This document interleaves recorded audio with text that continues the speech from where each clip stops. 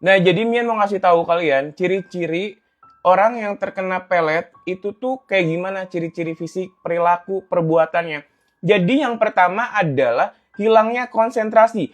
Dia tuh kayak ngelamun terus, diajak ngobrol nggak nyambung, itu bisa jadi gejala pelet.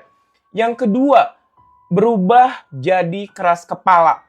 Dia tuh ngebangkang, dia tuh emosian. Itu bisa jadi ciri-ciri dia terkena serangan pelet atau ilmu hitam. Yang ketiga, sifatnya itu aktif saat di dekat orang yang melet. Jadi kalau dia dipelet nih sama seorang, orang yang meletnya itu tuh saat dia dekat orang tersebut pasti aktif, pasti caper, pasti pengen dekat, pasti pengen disayang-sayang gitu. Selanjutnya, yang keempat, sifat jadi pendiam saat dengan keluarga, teman, atau sahabat. Terutama pacar baru. Jadi dia kayak sifatnya tuh kayak pendiam, diajak ngobrol, biasa aja. Kadang tatapannya kosong saat diajak ngobrol bukan sama orang yang melet. Ya namanya ilmu hitam.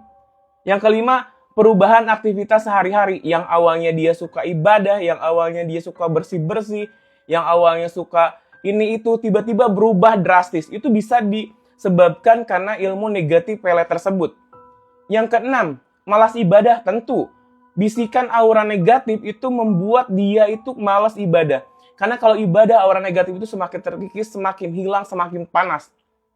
Yang ketujuh, tatapan kosong. Saat ada komunikasi dia tuh tatapannya kosong. Pikirannya memikirkan seorang yang dipelet. Rasa kangen pasti kayak gitu. Yang kedelapan, tidur terus. Bawaannya tuh ngantuk, capek. Tidur terus. Itu ciri-ciri orang yang dipelet. Yang terakhir, saat diajak komunikasi itu nggak nyambung sama sekali. Bahkan pembahasannya cenderung ke orang yang melet tersebut. Ada gak teman kalian yang kayak gitu?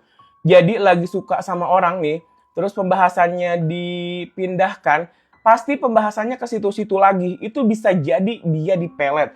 Hati-hati buat yang terkena pelet, kasih tahu ya. Banyak dari teman-teman yang meminta Mian, Kak, ramal dong kehidupan Kak Daehun ke depannya seperti apa.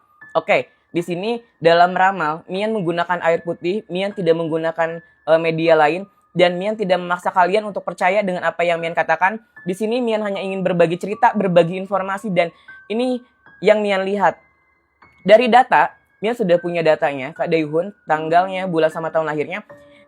Nah, Mian melihat di sini ini baru awal kehidupan.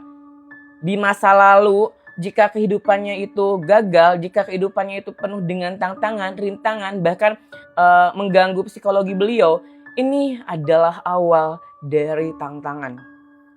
Jika beliau berhasil, sukses menghadapi itu semua, keindahan akan datang. Di masa depan akan ada permasalahan baru. Permasalahan apa? Permasalahan di bidang keluarga yang akan datang, yang akan membuat dia tertekan. Kamu harus kuat, kamu harus hebat, kamu harus jadi sosok laki-laki penyabar. Jangan gampang emosi.